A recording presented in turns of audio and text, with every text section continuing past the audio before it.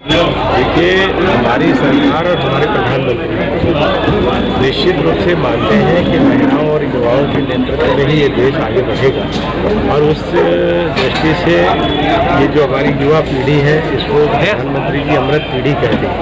अमृत पीढ़ी अमृत काल में विकसित भारत बनाएगी, इस संकल्प के साथ हम काम कर रहे हैं। हमारे स्वयंसेवक रजिस्ट्रेशन टेबल पर थे और राष्ट्रीय जो उनका सम्मान और समर्पण है, रजिस्ट्रेशन टेबल पर जो स्वयंसेवक थे तो ध्यान दें, कृपया अंदर आ जाएं। योगदान कर सकते हैं अनुपम करने के लिए चाहिए। मेरा नाम नगा सती है, मैं क्लास 9 में पढ़ती हूँ। मैं लामातीना स्कूल में पढ़ती हूँ और मैंने नृत्य किया था यहाँ पे। मेरी रोल मॉडल मेरी मम्मा है, जो मुझे अप्रिशिएट करती रहती है। नेता प्रतिपक्ष के मैं उनकी टीम से आग्रह करूंगा कि सम्मानित मंच के द्वारा अपने बाकी जो इवेंट था यहाँ पे किस सॉन्ग पे आपने जो नृत्य किया था? मैंने एक गणेश वंदना की थी, उसमें कथक था और बीच में टुकड़े भी थे, तो उसमें मैंने नृत्य किया था। आप फिलहाल मेरा नाम पवन मौर्य और मैंने आज के कार्यक्रम में म्यूज़िक में पार्टिसिपेट किया था, म्यूज़िक इवेंट में। तो म्यूजिक क्या आपने जो प्ले किया था, क्या चीज़ प्ले की थी आपने? एक गज़ल गाई थी, रफ्ता रफ्ता। आप गा के सुना सकते हैं दर्शकों को? जी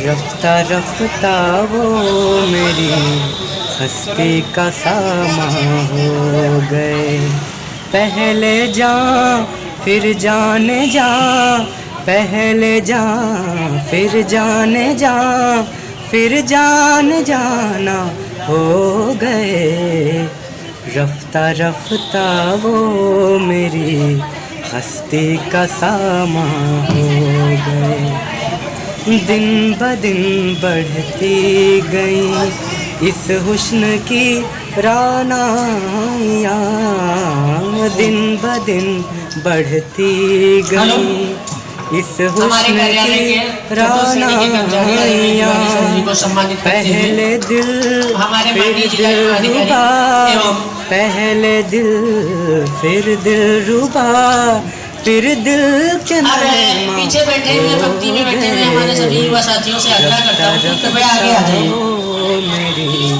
और आदरणीय जिला युवा अधिकारी महोदय जी का भी हम लोग अपनी तरफ से कुछ सम्मान देना चाहते हैं। आपके कोई सहयोगी और रोल मॉडल कौन है आपके?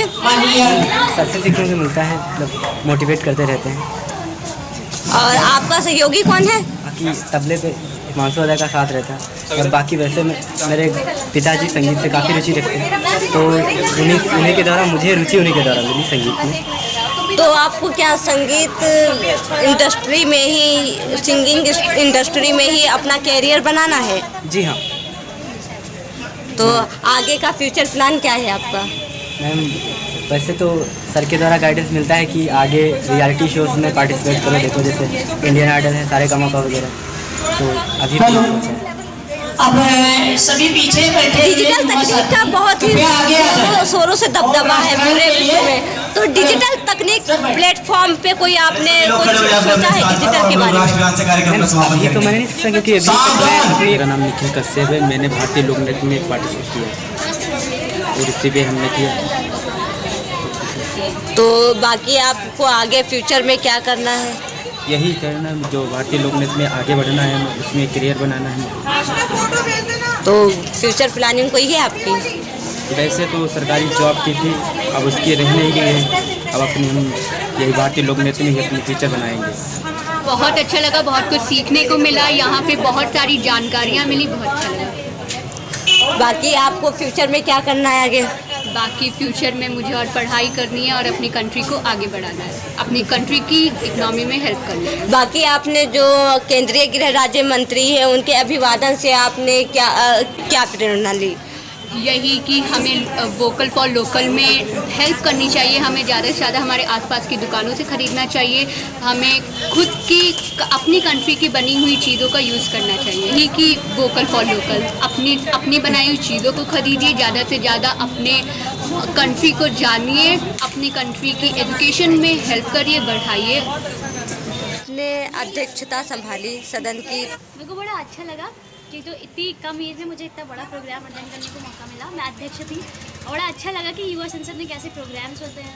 माननीय श्री अजय टेनी जी ने मुझे पुरस्कृत किया, क्योंकि राज्य स्तर पे मैंने पूरे ज़िले में, मतलब पूरे राज्य में प्रथम स्थान प्राप्त किया था, तो उन्होंने मुझे आगे भविष्य के लिए शुभकामनाएं दी थी। मुझे बड़ा अच्छा लगा। गर्ल के लिए क्या कहेंगी कि उनको जो है अपनी शक्ति का कैसे उपयोग करना चाहिए और कठिन परिस्थितियों में कैसे उन कठिनाइयों का सामना करना चाहिए? मेरे को लगता है ना कि स्त्री जो है, मैंने अभी स्पीच में बोला कि उसके लिए कोई भी सशक्तिकरण प्रोग्राम्स की आवश्यकता है, क्योंकि जो स्वयं में शक्ति भाई उसके लिए क्या सशक्तिकरण अगर आवश्यकता है तो सिर्फ इज्जत और सम्मान इसकी हकदार है। इसलिए नारी को कभी भी पीछे नहीं रहना चाहिए और वो खुद में इतनी है कि वो कुछ भी कर सकती है। इसलिए मुझे नहीं लगता किसी की सपोर्ट की उसे आवश्यकता है। अगर आवश्यकता है तो सिर्फ उसे आगे बढ़ने की, उसे आगे देखने की।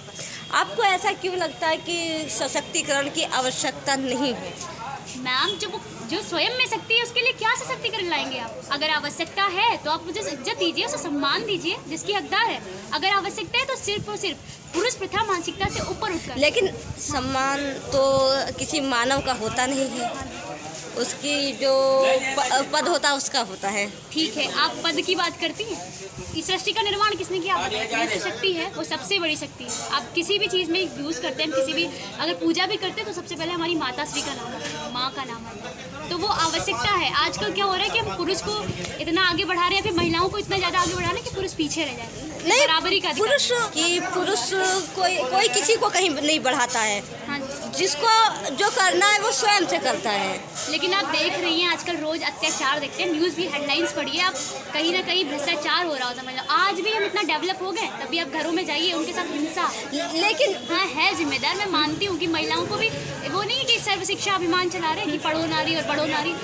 नारी बचाओ नहीं, नारी पढ़ाओ और नारी समझाओ, क्योंकि नारियाँ भी क्या क्या कर रही हैं आप देख रही हैं। आजकल ना स्त्रियाँ इतना आगे बढ़ रहे हैं रेस में कि हम पुरुषों को पीछे छोड़ जा रहे हैं। उन पर गलत केसेस का भी ऑर्डर कर रहे हैं। इसलिए हम नहीं चाहते कि नारियों को आप आगे बढ़ाओ, हम चाहते हैं बस समानता का अधिकार हो, क्योंकि गाड़ी जो होती है वो दो पहियों से चलती है और नारी और पुरुष दोनों पहिए के समान, इसलिए दोनों को बराबर चलना चाहिए। बाकी रही बात अब जैसे और महिलाओं को आप क्या मैसेज देना चाहेंगी?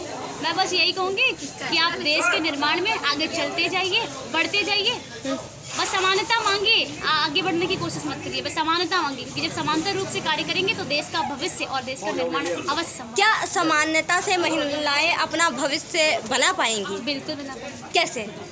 अगर हम समानता के अधिकार में हमें पता ही नहीं कि कौन आगे है कौन पीछे है, तो हम अपने एक कंधे से कंधे मिलाकर काम करेंगे तो अच्छा सब कर पाएंगे हम।